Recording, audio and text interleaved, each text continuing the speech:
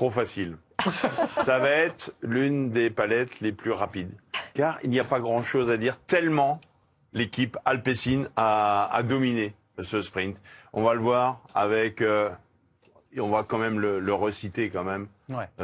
Robert Reis, qui est un pistard, et comme le disait... je ne sais plus comment... Si, ça s'écrit comme ça, oui. Nos amis belges. I2S, Y. Mais c'est vrai qu'on va quand même le citer encore une fois. On se souvient de son travail énorme à Saint-Amand-Montrond. Et là encore, après 15 jours de course, lui qui, je pense, fait son premier grand tour, qui est un pistard, et qui est là après les passages des Pyrénées, encore là à 500 mètres de la ligne.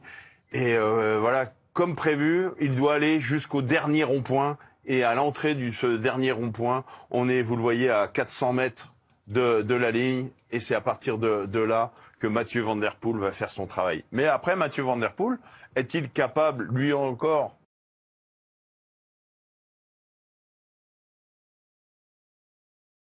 hop, serrage de moteur pour le champion du monde. Bah là, c'est pas du tout serrage de moteur. À la sortie de ce virage, il va se mettre en danseuse, et puis là, ça va accélérer. Et puis après, Philipsen va finir le travail. Et ce qui est important de voir, c'est que tous les coureurs qui sont dans son sillage, en général, les sprinters derrière, ils vont essayer de faire ça, et puis pour essayer de déborder. On va juste chercher le sillage. Un seul coureur va prendre, entre guillemets, le risque de prendre du vent. Il s'appelle Pascal Ackermann. Vous allez voir Pascal Ackermann, vous allez le suivre. Voilà, on va aller chercher les places d'honneur. Et Pascal Ackermann, qui est seul dans le vent, lui, perd du temps sur Jasper Philipsen. Non, Rob Reis, Mathieu Van Der Poel, magnifique. Et puis c'était aujourd'hui, avec l'absence de Binyam Girmay, évidemment le coureur le plus rapide.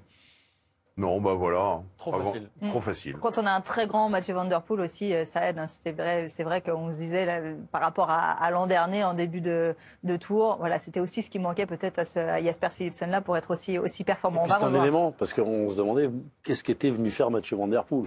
Être poisson pilote, il prépare les Jeux Olympiques et je pense qu'on peut être rassuré quant à sa forme. Ça va pas mal. ça va pas mal du tout. Belle jambe. Non, mais en plus, là où en plus Jackie aurait pu le montrer, c'est qu'on a Warren Scholl qui veut lancer Alexander Kristoff et qui démarre aussi. Non, c'est la palette à Jackie.